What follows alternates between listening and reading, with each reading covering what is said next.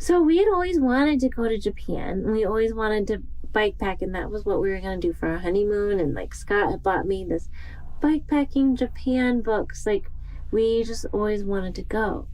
Why is that? Because I'm Japanese and he had raced in Japan, and we both just love Japan. Hello, everyone. This is Shanty. Welcome back to the Out and Back podcast presented by Gaia GPS. This is episode 35, and we're so happy to have you back with us. Now, many of you who are listening to this podcast may have heard of Scott Jurek, the iconic ultra runner who set the supported speed record on the Appalachian Trail in 2015. Well, we think it's worth mentioning that his wife, Jenny, is just as accomplished and incredible in her own right. She is also a runner, an avid climber, as well as an accomplished outdoor gear and apparel designer. And recently, Jenny and Scott went on a month-long self-supported bikepacking trip to Hokkaido, Japan with their kids when they were both toddlers. So, for today's show, Abby is back with us, and she took some time to sit down with Jenny in the Jurek's home in Boulder, Colorado, to get the inside scoop on how they pulled off that really monumental feat. They're also going to get into how Jenny paved her own way in the outdoor industry. And finally, Jenny's going to dish out the inside scoop on what it was like basically single-handedly supporting Scott on his AT speed run. So lots of great stuff to hear about today from Jenny. But first, and real quick before we get into it, we want to remind everyone that if you go to GaiaGPS.com/podcast, you can get yourself 20% off on a premium membership with Gaia GPS, the gold standard of offline backcountry navigation tools. Me and some good friends were using Gaia this past weekend to help us find our way up Jacob's Ladder as we were doing a night climb up Lone Peak in the Wasatch Range. And the whole time we were doing great knowing Gaia was helping us stay safe and on track. So I highly recommend Gaia GPS to anybody who's planning on heading out into the backcountry. And if that happens to include you, make sure to hit up GaiaGPS.com/podcast and pick up that premium membership at 20% off. And now, I toss it over to Abby, who was sitting down with the one and only Jenny Jurek.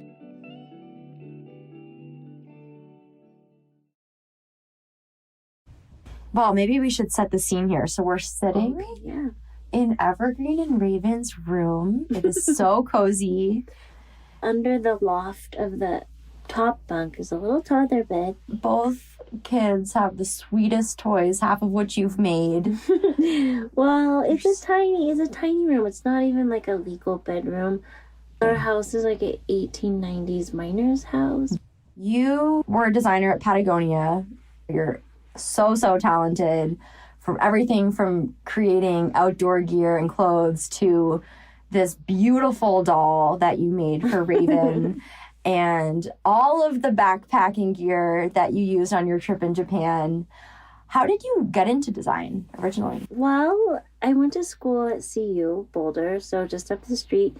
I decided to go to Boulder, sight unseen, never been there before, just looked at the catalog. And I looked at the mountains and I was like, I want to go there. So I moved to Boulder when I was 17 and I needed to get a job because I needed to get in-state tuition. And then I got a job working for the outdoor program at CU. And it was like this outdoor program through the rec center. And because I worked there, it was a work-study program. I could take whatever class for free. So I started taking, and I was like, oh, intro to fly fishing, intro to rock climbing, all these out. If there was an open space, I could take advantage of that. I took the intro to rock climbing. I loved it. And the instructor was like, hey, you're a natural. So for my 18th birthday, he bought me a chalk bag and this book, the Mountaineer's Guidebook. I still have it. But so your teacher was in love with you. I mean, no, we're still friends. But he was like very supportive and very encouraging. Like, you should pursue this. You should.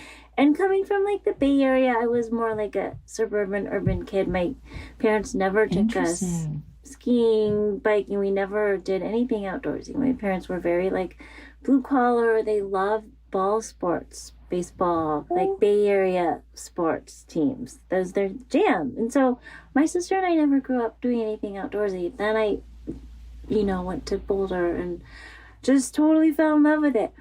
So you didn't grow up outdoorsy, yet you were intrinsically drawn to the mountains out here, it sounds like. Why do you think that is? The aesthetics and because my parents loved ball sports, they would every year like pick, okay, we're gonna go to these baseball stadiums. Like every summer we would do like road trips to these stadiums, and we'd go to Seattle and like Anaheim, these kind of places on the West Coast. And I always loved Seattle and the Northwest, and I just always loved seeing the mountains, and you know, I think that's what it was when I saw the brochures for Boulder. I was like, ooh, this place is pretty. And also I just wanted to get out, I think, to see a little bit more. So I started climbing. I just loved it here. And through that, I met this amazing community of climbers. And then I decided that I wanted to like pursue the outdoor industry, and wasn't sure what capacity it would be. So I just got I got an international business degree. And I thought, well, I could, you know, work for a company with this degree, because I wasn't really sure what I wanted to do. And then I moved back to the Bay Area after I graduated school. And I was working in the financial district for this like brokerage firm, only because some of my other friends from school, they got jobs in the financial district, and they're like, it's great, like living the high life. It was like, just, I don't know, it was good paying, you know, kind of cool job if you have a business degree. So I was like, okay, I guess I'll do that. They had I just moved in with a friend of mine. And I hated it. It just was not me. So I was just looking online in like the classifieds, and there was a job opening for this company called Moonstone Mountain Equipment. Old school listeners will go, oh yeah, Moonstone, I love that brand. And that's where I got my feet wet, at Moonstone. And I was working in the warranty department. People would be like, my Gore-Tex jacket leaks.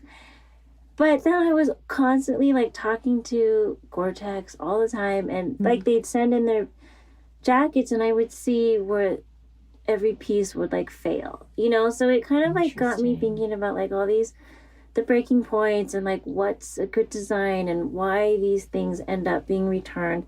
And then we would send boxes and boxes back to Gore-Tex of like great jackets. And I always in my head was like, I want this fabric and I want to wash it, and because all these jackets tell a story. I wanted to do like the recrafted worn wear thing like 20 years ago, but I just never had the resources. But I just working for the warranty department sparked my whole interest in design. Wow. So you really had an eye for it, you know, because that is not a direct path at all. True. Yeah, I guess I was really just interested in it, I guess. Because then we had at Moonstone, there was a big open office. So the pattern makers, the designers, warranty, like we could all see each other. And I was always wanting to see what the designers were doing. And they were always interested too. They'd be like, oh, they wanted to see the returns too. So it was like a really symbiotic kind of relationship where I'd get something and be like, hey, what do you think of this? And then they would change their designs. And yeah, so then Moonstone got purchased by a company in Seattle. I was the only person who was willing to move because I was single, no attachment to the Bay Area. So I started working for Moonstone in Seattle. And then I was bike commuting from Seattle to Mercer Island, which was like a 10-mile ride each way. And that's badass. That's a long commute. Thanks. I mean, and I just had like this junky old mountain bike. So I was bike commuting, and I was stopped at a stoplight, and these other guys rolled up next to me, and they're like, oh, where are you going? And I'm like, Mercer Island. And they were like, whoa, that's pretty far. But I didn't have a car. I didn't really know. I was like, well, yeah, it's kind of far. They worked for this company called Montrail. Then the next weekend, I ran into them at a little 5K race in my neighborhood. Then we just started being friends. And then they were like, 6 months later, they're like, hey, you should come work at Montrail because they needed a customer service rep. So I switched jobs, went to work at Montrail, and it was a really core group. Like, that was when trail running was just like peak. The heart of like the Seattle ultra running scene was like happening. And I just was doing customer service again, like taking orders from stores and stuff, but also wanted to apprentice like with the designers. I was super interested. So one of the designers was like, hey, I'll let you pick out like the shoelaces, and he let me just do like the little things, Yeah. So then I decided to go back to school for design. Was that a scary decision? Yeah, because I still needed to work. So I worked 30 hours at Montreal and then went to design school.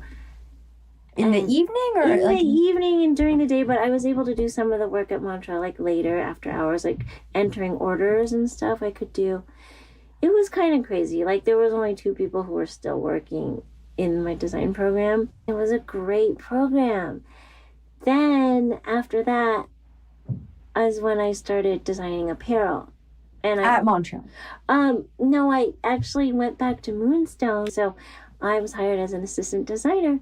It all like came around full circle. After a year, then I went to work at Outdoor Research. And then a year later, there was a job opening at Patagonia, which had always been like my dream. Why is that? My dream.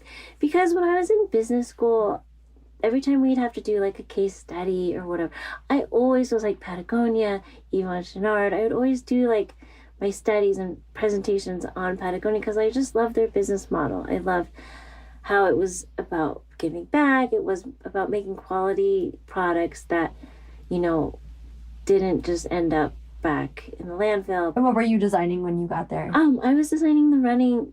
Back then it was called Velocity, which was trail running and Nordic ski. Were you running at that point? Yeah, because I started running when I started working at Montreal. And because I was new to Seattle, I just like would pop in these 5Ks. I never ran like ever in my life. That was kind of like a way to see the city and to meet people. And then then when I started working at Montreal, I started running more. My heart is still in Seattle. I still feel like it's like my spirit city. When I moved to Ventura, I was like, I give myself 2 years max down in SoCal, and then I'm moving back. Even though it was my dream job, I didn't love living in Ventura. I was just 30 and single, and Ventura was like, you hung out with your coworkers all the time. They're all like really hot, like successful women, just like 80% women, which is great. But I was just like, hey, TikTok, right. I'm not getting any younger here. Like, I can't like compete with all these surfers. You meet amazing people and like the best friends and stuff, but it was hard. Everybody was like, oh yeah, you have to import dating prospect. That kind of segues into Scott and I were always friends from Seattle. How did you meet him? Well, when I was working for Montreal, he was the Montreal ambassador, like poster child for Montreal. And I didn't know what ultra running was. I was like shocked that people ran around Lake Union, which was only like 6 miles. It just like blew my mind. And then they're like, oh no, we support like 100-mile races. And I was like, this is crazy. But then it just kind of normalizes a little bit. He had just set the record at Western States. Western States, for people who don't know, is like the biggest 100-mile race in America and arguably one of the biggest ones in the world too. Like, it's like the Super Bowl of ultra running, you could say. We had the Seattle trail runners all would do like training runs on Sundays. It was awesome. So I knew Scott. He was in my running scene, and he was always like that weird, eclectic vegan. What were your first impressions? Oh my God. Well, his hair was like your hair. Like his hair long, exactly, curly. Long, curly, in a pulled back ponytail, no bangs. Like, exactly. And he'd always just wear like jorts, like cut off shorts and running singlets. Never had a car, like always riding his bike. And it was like sponsored athletes were a new thing. He was kind of like treading that space. He wasn't getting paid. He was just getting like reimbursed. Back then, like the first 5 Western states, he actually like created debt for himself. I found his credit cards. Like, there was no money. He was just doing it for the love. So then when he actually got a sponsorship with Brooks, it was like, oh, I'm not going to just get my expenses paid, but I'm actually going to get a little bit of money. And at this point, what was your relationship with him like? We were just friends. Okay. And I was still at Montreal. I'm like, what? That guy left. You know, I was kind of like, how dare he? So that's how I knew Scott, through our running circles and then through Montreal. And then you went down to California. And then I went down and moved to California. And he was like recently divorced. And I had just broken up with my boyfriend. And I was like, come down to Ventura. There's so many hot girls here. Who said this? You said I this. said this to Scott. And I was like, let me show you. Because, you know, he was like a brother. Like, we're just friends, you know. Friends. Always in the friend zone. So you wanted to set him up with one of your hot friends. Yeah, and I actually, before I even moved to Ventura, at my going away party, I had this big party, I set him up with one of my climber friends. And that didn't end up, like, it didn't last. It was like a good fling. It was a good fling for both of them. Then he's like, this didn't work out. So I was in Ventura. I'm like, well, come, there's a million hot chicks down here. Come down here. Then he was going to, like, volunteer at a race in Santa Barbara. So he's like, okay, I'll come, stay. And then I remember, you know, he was always just that weird eclectic vegan guy in our running circle. But when he was like, he came to pick me up at Patagonia, the mailroom guy was like, do you see who's sitting outside? And I was like, yeah, that's my friend Scott. And he was like, oh my God. He just like fanned out. And I was like, oh, I guess outside of Seattle, he's a big deal-ish. So he comes down to California. Stays in my tiny apartment. Then I had no idea he was so into food. He was such a good cook. He starts like packing me lunches, making me smoothies. And I was like, oh, hey, I mean, feel free to stay as long as you want. Yeah. And then after a while, then my friend Chrissy came down because she was an ambassador and she was like in town for something. And she was like, he's being so weird. Because, you know, she knew Scott too. She's like, he's being so weird. It was just, I know, it was a little bit awkward, obvious. And then, because he was really into you. I guess. You didn't see it. He's making you all these delicious things to eat, and you're just like, great. Yeah, thanks. I'm busy. Really like, appreciate it. Here's some, But then I was like, oh, I guess I'll just keep you around. Then he just kept coming back, and then eventually, like, never left. So he had his apartment in Seattle, but he was basically living in Ventura with me. Then we decided it wasn't a great place for him to train a bunch. So he was still wanting to do some things. And then I had a work trip to Boulder, and he'd never been to Boulder because he was so like, ooh, Boulder, so snobby. That's where all like the rich athletes go. That's an oxymoron. Yeah, but like the triathletes, you know, it was like a really like cycling town. Right. Lots of Lycra. Yeah. So he just had this idea in his head, and he was already 35, and he'd never been. So I'm like, come with, because I have a place. And then Scott was like, oh, I like this place. So then we just decided to move here, and I had to quit my job, my dream job. What was that decision like? It was sad, but outside of the job, my quality of life wasn't that great. You know, because I don't really thrive in small beach town. I wanted to be in like small mountain town. Yep. But it was so hard because it's so hard to get a job there.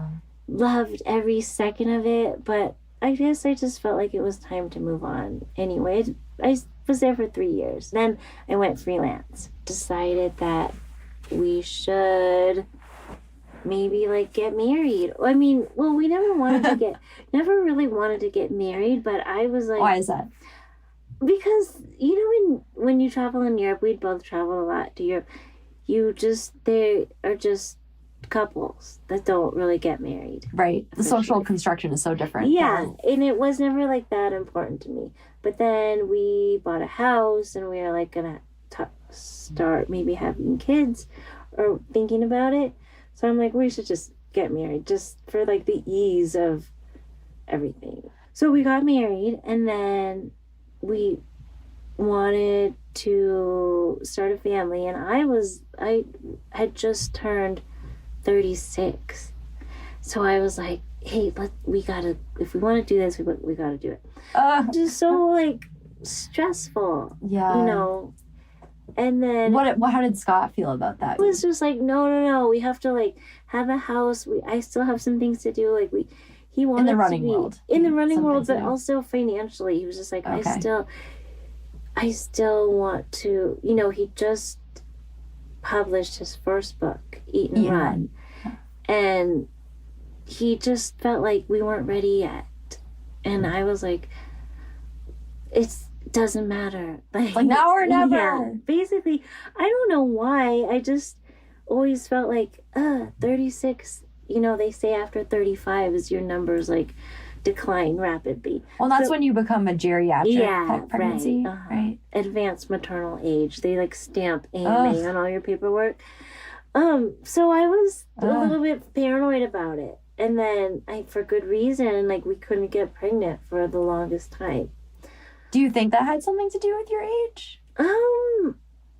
I think no, because I had a ton of eggs. Huh.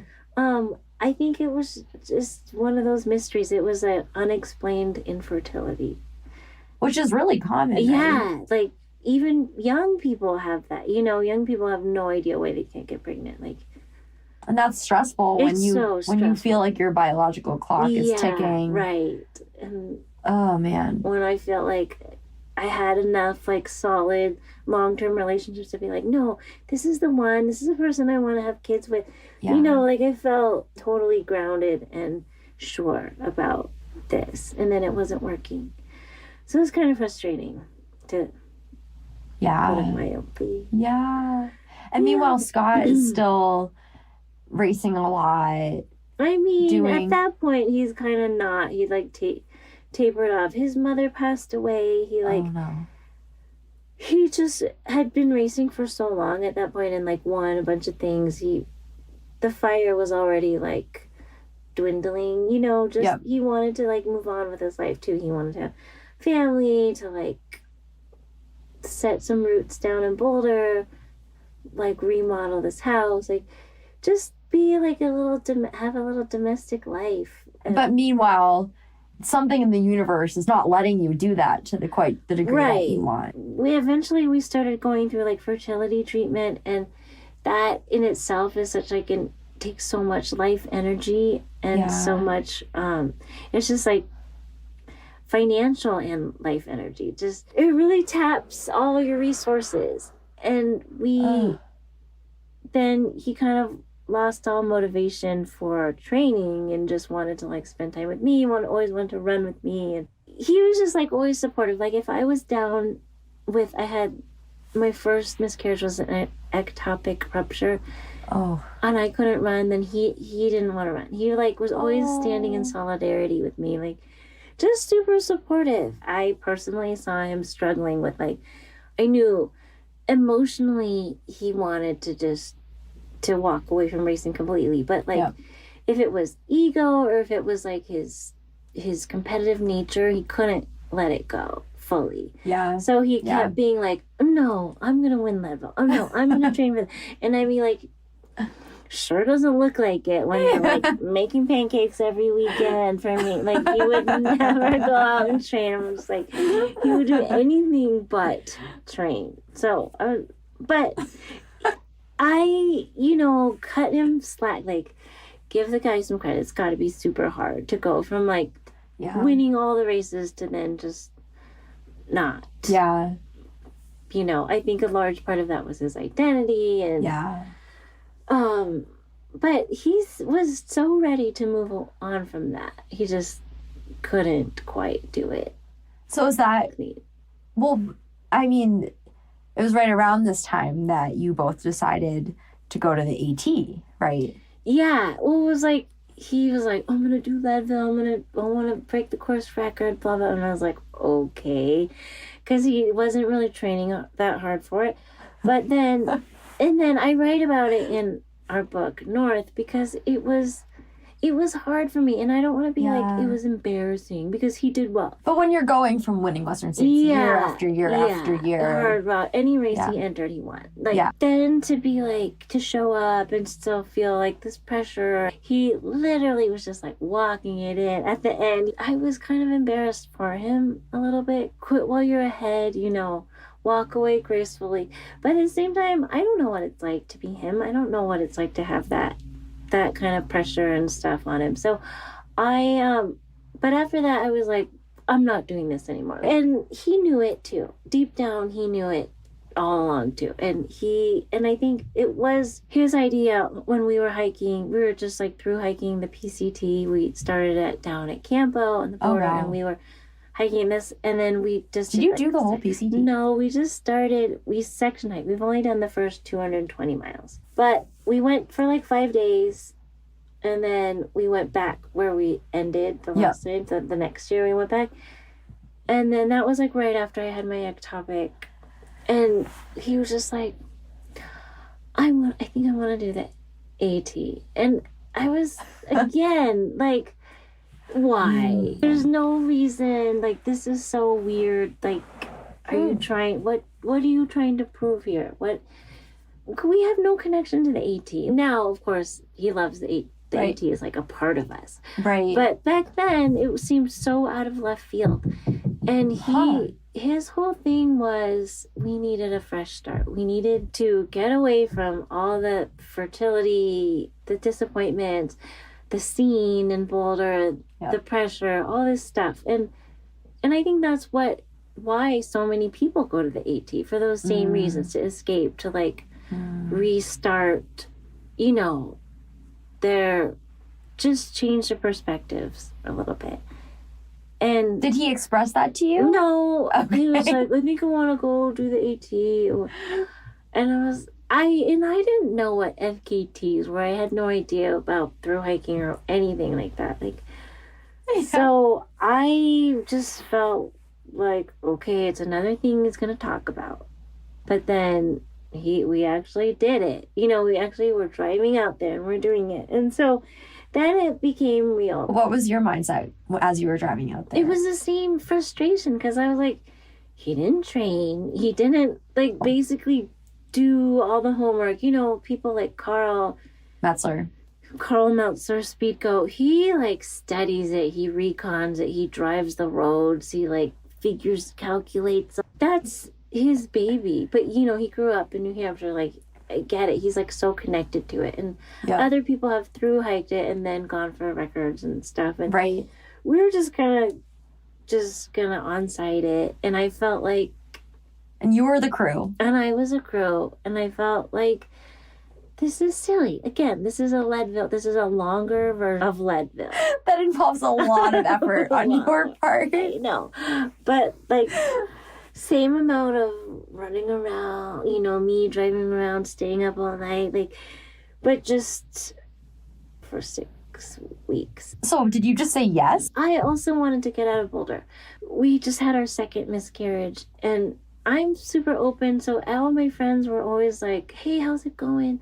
Everybody knew what process I was in. Like, how'd the egg retrieval go? How'd this go? And it just was like, I need to get out of here for a second. I was constantly getting, like, blood tests and, you know, doctor's appointments. So I wanted to get out, too. And he kept telling me it was a trip that we were going to do together. And, like, at the beginning, it was like I got to run with him a lot, but then towards the end I didn't, but that was fine. So he starts running the AT and you're like, okay, this probably isn't going to go very well. Maybe he'll quit soon. Who knows? How quickly did that perspective shift? Well, again, I didn't know much about the AT. This was something that we were doing on our own. He didn't have a budget, didn't have sponsorship. We bought just like a shell van for ourselves. We did it all out of our own pocket because he didn't want any obligations. There was like no pressure in that sense. So he didn't say anything until like the day before he posted a picture of a white blaze. And I had no idea, but all of a sudden people were like, oh my gosh, Scott's gonna attempt the the AT, and I just had no idea it was so popular and had such a huge following, and just, but also a whole like set of not rules, okay, not, but certain people don't, it's sacred to a lot of people, a lot of hikers. Right. So like not cool to be running it, not cool to be crewing, because people, it's more of like a religious kind of take your walkabout. Yeah, and I totally see that. I totally get that. And if you had seen the pace that Scott was going, he wasn't it's not like he blazed by, he was just out on his feet longer. So, but anyway, I just was like thrown into the world of the AT.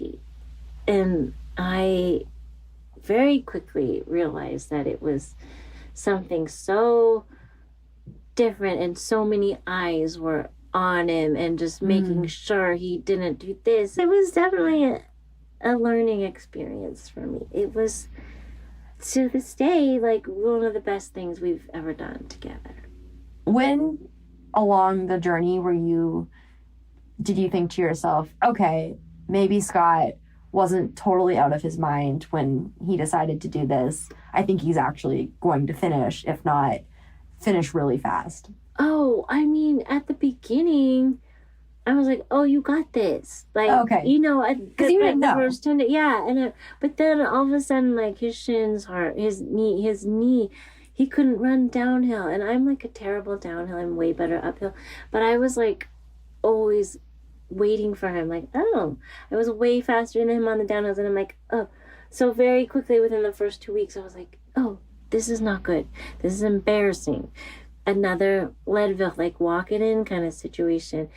And he just stuck it out. And then I never, ever, after he fell so far behind, I never was like, you got this. I was always like, this is so gonna be so close. Having that record was like so strong a pull to keep him going, was like something to like shoot for, but it wasn't like the only reason. So that's why we just kept going, even though he may or may not have gotten it.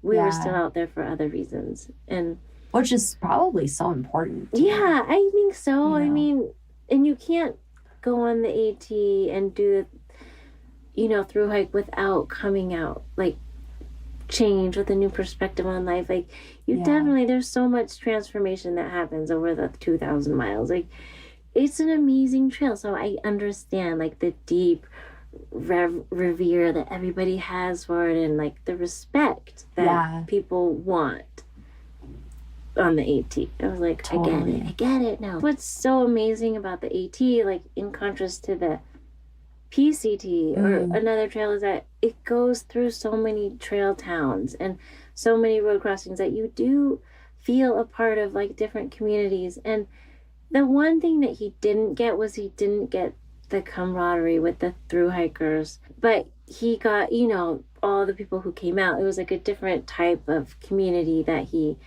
we met like some of our best friends now on the trail. He still feels like a proud, class of 2015. It's still a badge of honor to have met them when he did. And I love how you get into it in the book about how Scott was just like so chatty with everyone he saw it, and you were just like, Scott, you need to go. Stop chatting.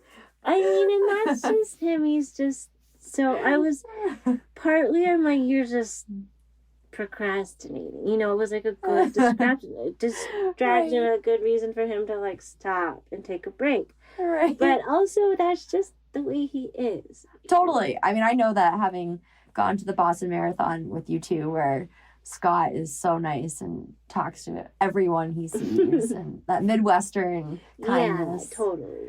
I would imagine most people listening to this have read your book, but if they haven't, one of my favorite books ever. Stop. In any seriously, I love it so much. It is riveting. I could not put it down. And your perspective is incredible. I personally think crewing sounds harder in many, many ways than actually just doing the trail itself. You're out there driving in the middle of the night with no cell phone service, like trying to find the trailhead. Yeah. You know? I mean, you grew up like in New Hampshire. It's people like some of the comments people were like, "Oh, he's trying to set the AT is like a highway." Like it's not. It's like so rugged and so remote. Like the trail at some point it's just like a faint ribbon, through a parting of trees. Like it is so delicate. And for me, I'm Asian, and we were like the photographer a friend of Scott's who was down with us at the beginning too. We're both brown. And so when I write the book, I talk about our experience down in the South. And a lot of the critiques that are written are like, oh, Jenny talks about the AT using old stereotypes of the South. She acted like she expected the boogeyman to come out. And somebody was like, I grew up in the Smokies and I have 2 Asian friends and they've never felt threatened. And I know, there's a lot of that kind of, and then, the shooting happens in Atlanta, which is, not far from the AT.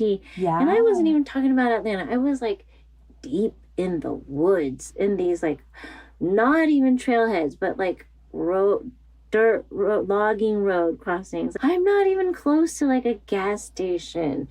And I felt scared. And I feel like now it's okay to talk about, I did feel scared. Now I feel like a little more validated, and now I want to be like, oh yeah, are you going to come at me with those comments now? Because I wasn't using like old Deliverance like references, or like I did see Confederate flags like in cars and gas stations, like. And Luis Escobar, he was just out here. He was like, oh, yeah, remember we went to that one gas station and people were like, look at that China lady. And, like, whoa. I totally forgot about that. I'm like, yeah, thank you. Because sometimes I'm like, did I exaggerate? I didn't. Well, that's so much of the problem, though. You were being gaslit. I know, pretty much. People trying to make your fears invalid. Right. When they're your real lived experience. So, yeah, some of that was a little bit hard. But once we got out of the South and, just to a little more, like, populated areas, too, there was always way more people there, way more. I was never, like, alone. When at the beginning, I was alone a lot. So. That'd be really scary. Even in Heather Anderson's book, she talks about at one trail crossing, she sees a bunch of men, and she was very scared for her safety, and she like lay down flat on the trail because she could see the car lights, and she was just trying to hide because she was afraid of what might happen. You finish the AT, and then you get pregnant. Yeah.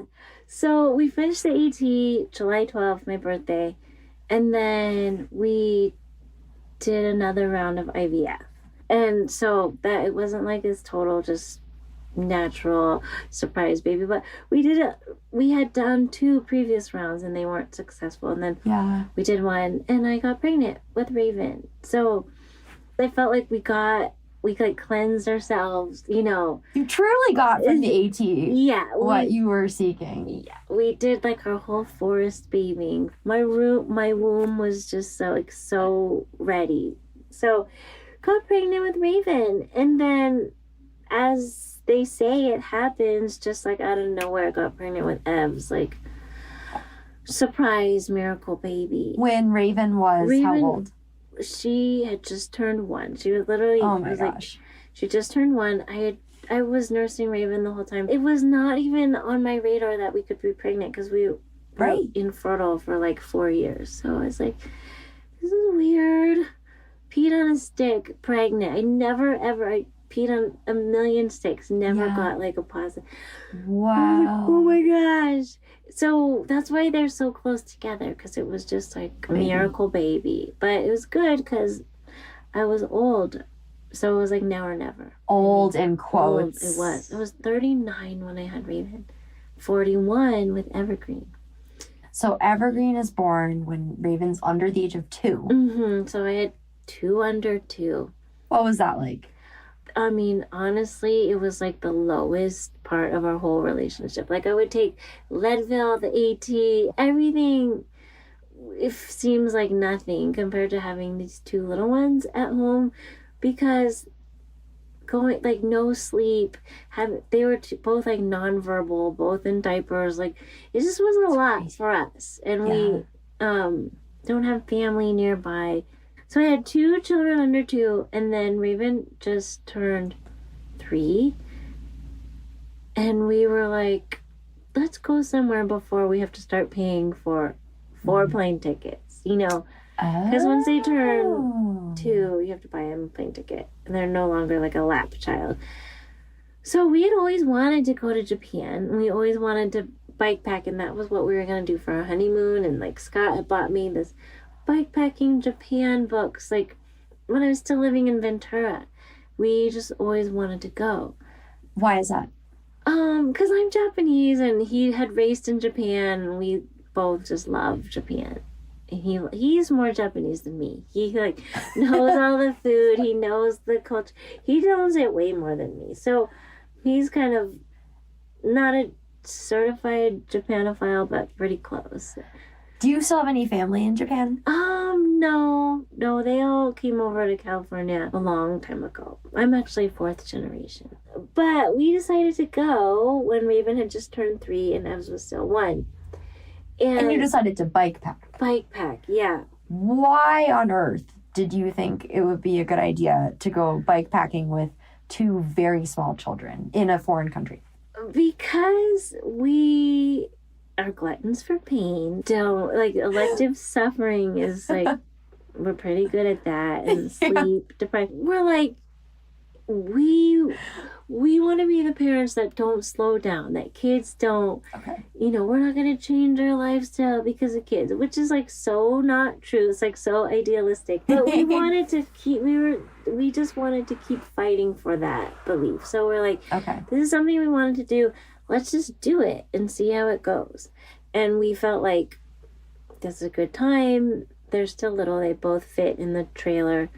They fit on the seats, on the... Yeah. So, like the little trailer you hook up to the back of your bike. Yeah, a little like Thule bike trailer. Yes. And then you can put gear in that too. And then we had these seats. We each had a seat on our bike. So they could choose to sit up and see everything, or sit in the trailer if it was rainy, or if it was like too hot, or if they were tired. Another thing is Forrest Woodward. Do you know him? Yes. I'm meeting his brother Canyon next weekend at Cruel Jewel. Oh, cool. Well, Forrest, speaking of his families, Forrest has sent Scott a copy of his dad's book. Oh, okay. And his dad's book is called You Took the Kids Where? And when I was pregnant with Evs, that's the only child-rearing pregnancy type book that Scott read was, and he was so inspired because they bike packed in Oregon. So we were like, okay, let's read this book. This is what they did. We can do this too. And it was like, since we're going all the way over to Japan, we may as well stay for a month. Okay. You are a runner and a climber. Scott is a runner. Did you have any biking experience before this? I mean, I remember I bike commuted in Seattle. Oh, of course. I just always bike commuted, but I never bike packed.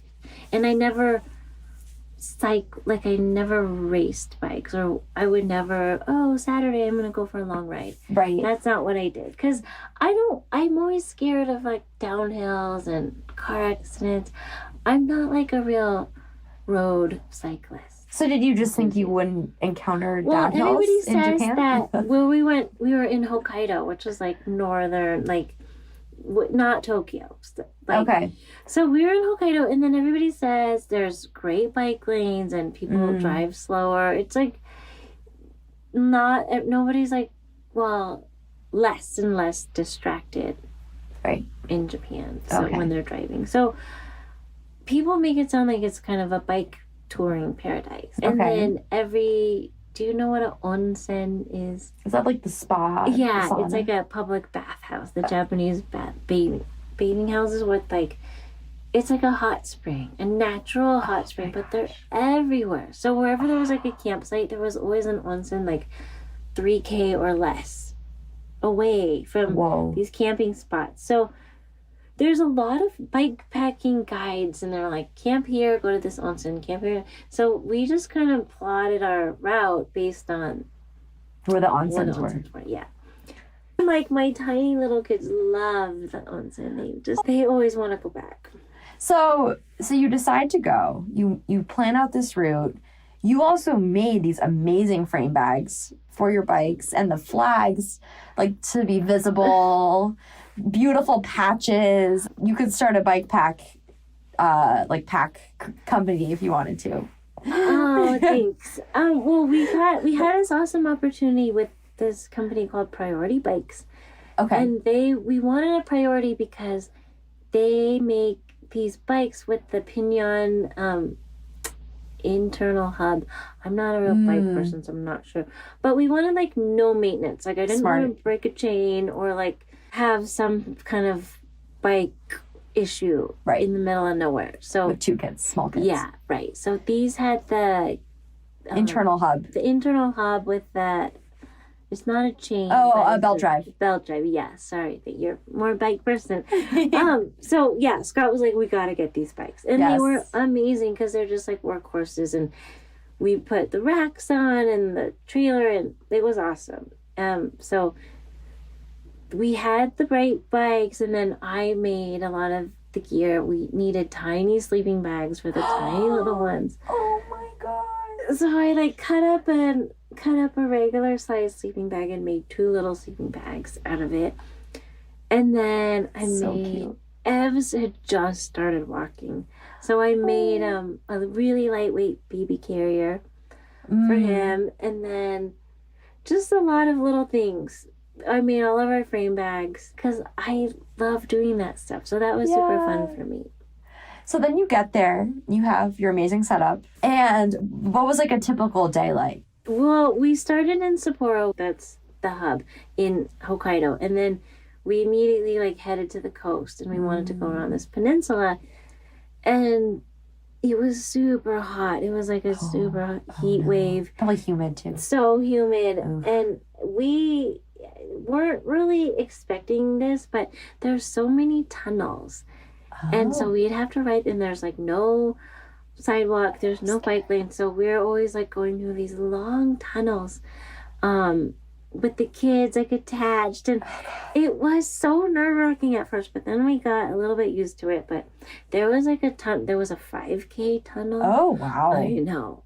Oh. So scary. Buses, loud motorcycles. Oh. The kids slept through the tunnels. Meanwhile, I was, like, so freaking out.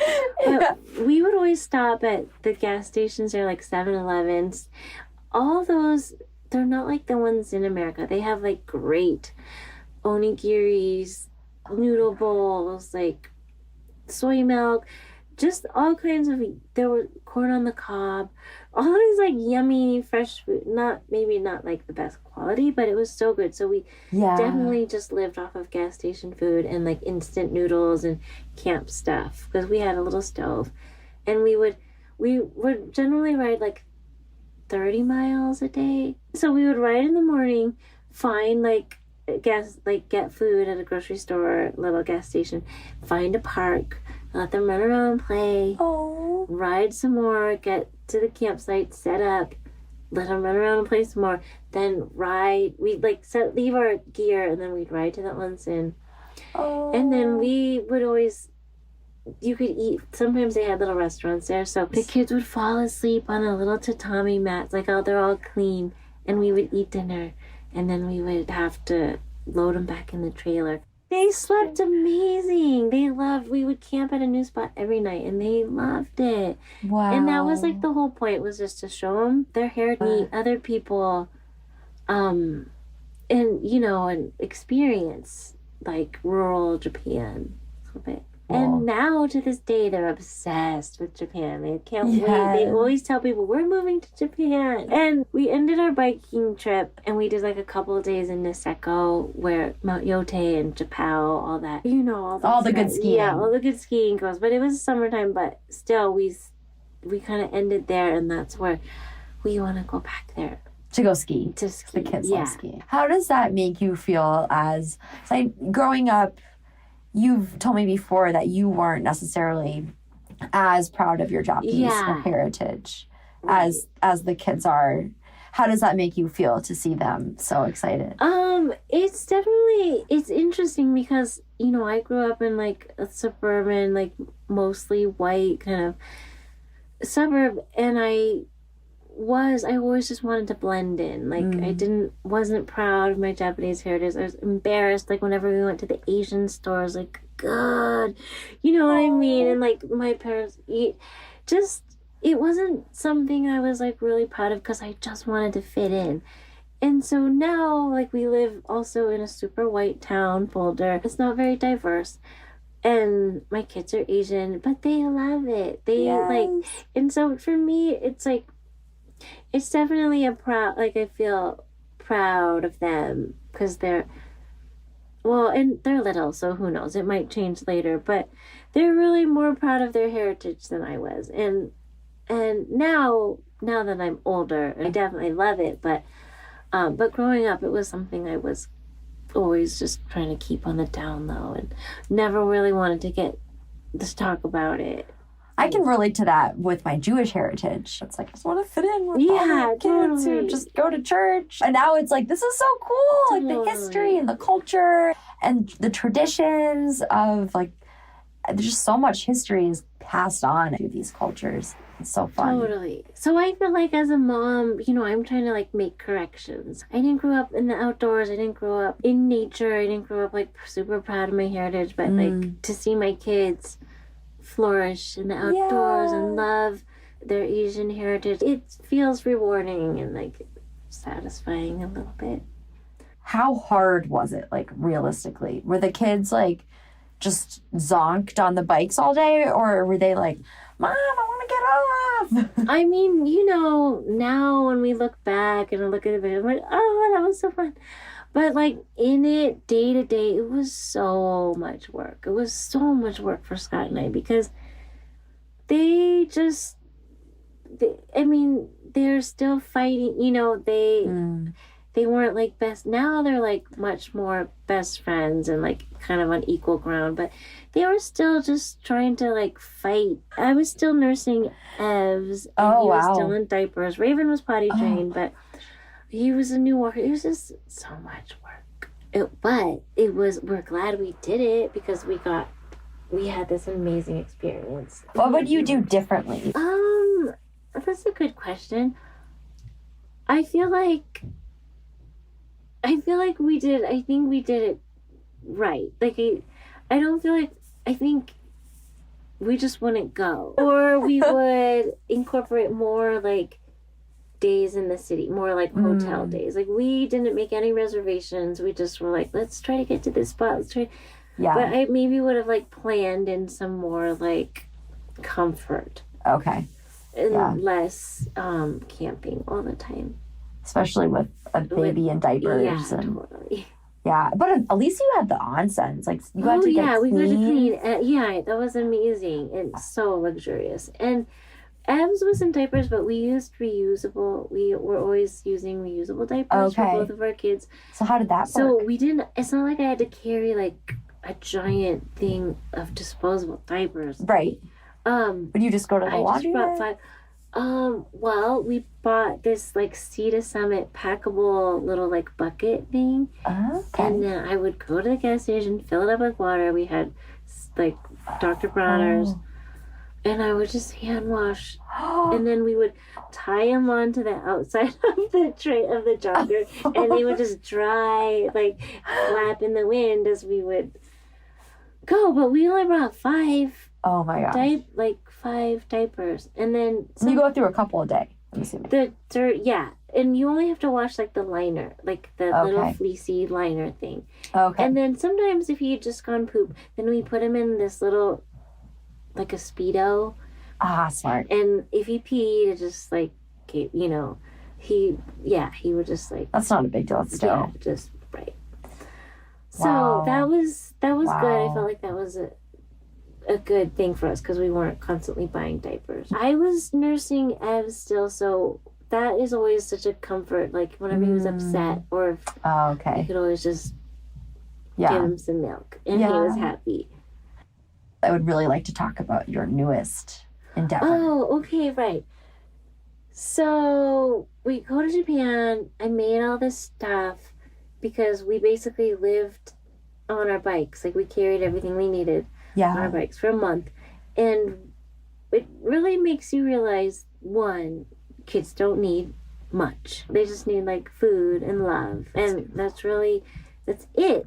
So As opposed to like all the toys and things. the bouncy things, you know, all these distractions. Like they are so happy just like digging in the dirt and sitting in the sand. So that was kind of like a big revelation for us. And then also I made all the stuff and I had like posted about it, and then people were really interested about it. But so I know that there are other like-minded families, people who want to do this stuff. So I decided that I was going to start a business and make some gear for active families with small children. Because like I said earlier, Scott and I were really fighting to keep our identities while we had small kids. We didn't want to like change and completely be those parents that like don't do anything anymore now that they have kids. So I want to like empower families to keep doing that. Yes. Yay. Love it. So yeah, thank you. So I'm starting with a couple of products. What are you calling your business? Oh, it's called Always Up, which is what my last name, Yuhisa, my Japanese last name, means translated in English. It's perpetually rising or always up. That is so beautiful. Thank you. Which I didn't really know, because growing up, I like hated my last name. I was like, oh, Yuhisa, like every day, you know, at roll call, I would like cringe, and I couldn't wait to change my last name. So as soon as we got married, I'm like, change, get rid of it, bye. I'm a Jurek now. I traded perpetually rising for George. That's just like how traumatic growing up was with a different last name. A different sounding. Different sound. Yeah, I was just like, ugh.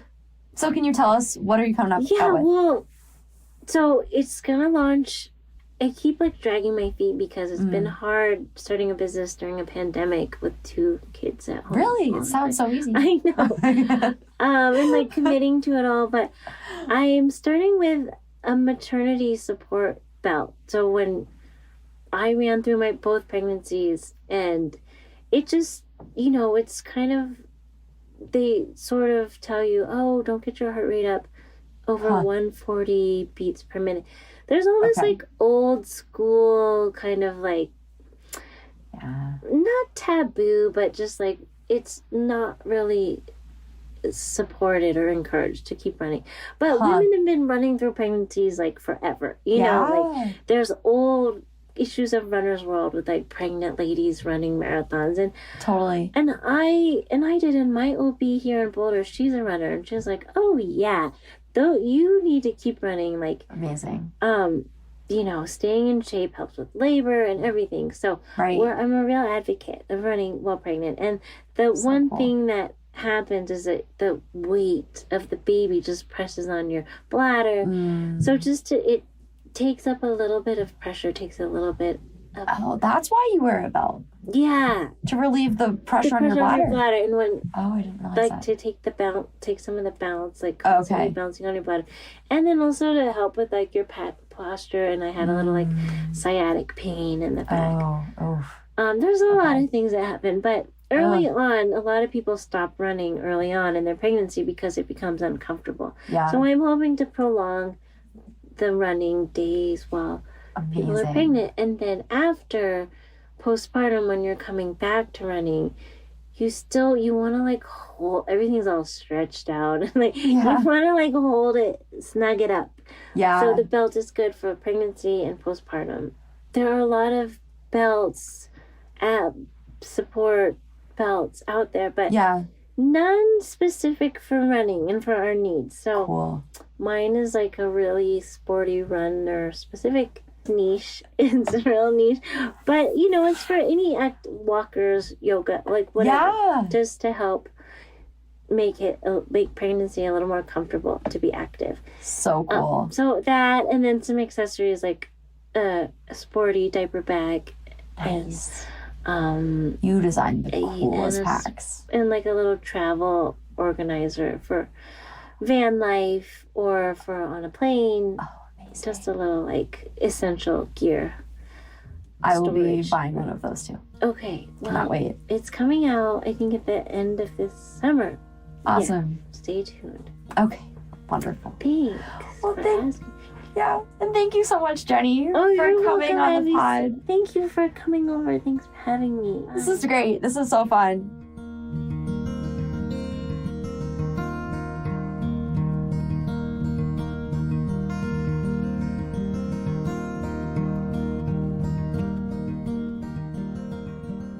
Thanks so much, Jenny and Abby.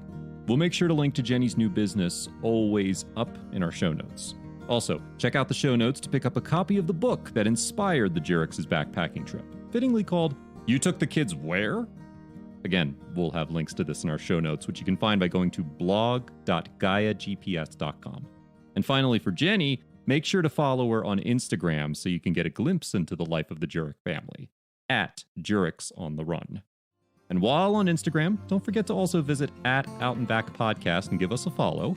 Then make sure to swing over to Apple Podcasts and give us a nice 5-star review if you like today's show. And then finally, make sure to head on over to GaiaGPS.com/podcast to get a 20% discount on a premium membership with Gaia GPS, the best all-in-one backcountry offline navigation tool. This is Shanti. Thanks so much for stopping by, everyone, and we'll see you next time on the Out and Back Podcast presented by Gaia GPS. Bye-bye.